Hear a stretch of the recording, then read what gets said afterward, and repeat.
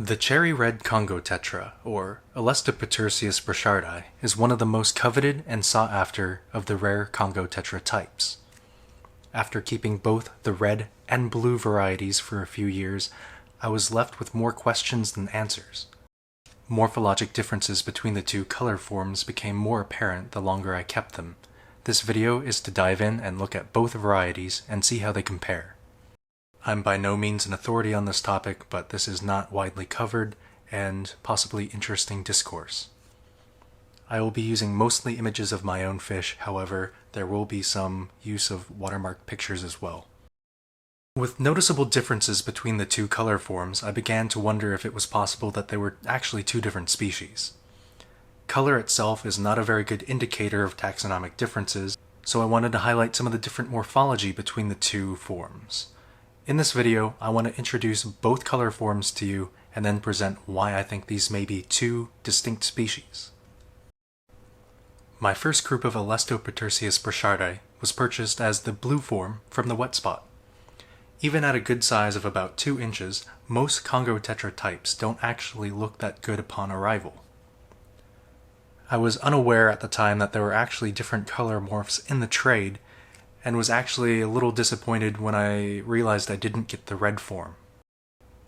After months of research and solidifying that I did indeed want the infamous cherry red Congo Tetra, I waited for the wet spot to once again re-import from the Congo. My excitement quickly soured as the Brichardi red looked just as drab and boring as the blues. So it's at this point of the video you're probably wondering why you would even want these fish. But wait.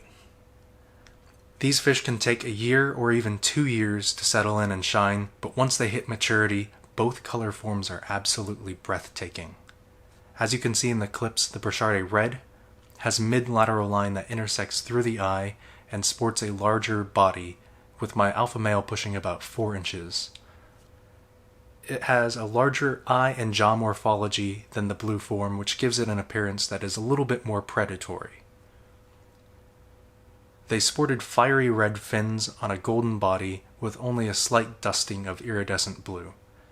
The red form did not show the cherry red color until I dropped the pH in the tank closer to about 5.5 pH. This is when I was experimenting cohabitation with Ivanocara bimaculata. With the pH drop, the alpha male showed absolutely unreal color. However, once I reverted the tank back to neutral tap water, the male still showed nice reds, but was subdued in comparison. Hans Evers noted in Amazonas magazine, fully colored males have bright red fins and a distinct black stripe along the side. Internet images of freshly caught specimens should inspire every aquarist, but it is difficult to retain this coloring in the aquarium.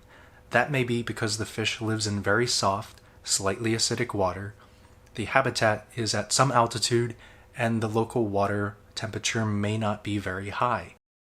Even though I kept the blue form for several months longer, they tended to stay a little bit smaller for me, topping out closer to about 3¼ inches. They also looked a little bit different, with vibrant blue, almost violet top halves to their body, with bright orange fins and a golden face. These fish overall were a lot more timid and would oftentimes shut down their blue coloration when spooked.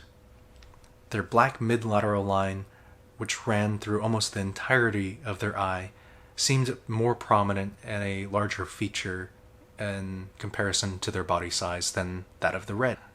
It wasn't until I ran across Aquarium Glazer's fantastic images of a tetra that they had imported from Lac Dombe, formerly Lake Leopold. This matches the type locale for a different Alestopetersius called Leopoldianus. This occurs a little bit away from where Alestopetersius brichardi apparently occurs. According to Oliver Lucanus, the cherry red Congo Tetra comes from Mbandaka. The fish pictured in the Glazer images are still fresh imports and still haven't quite colored in.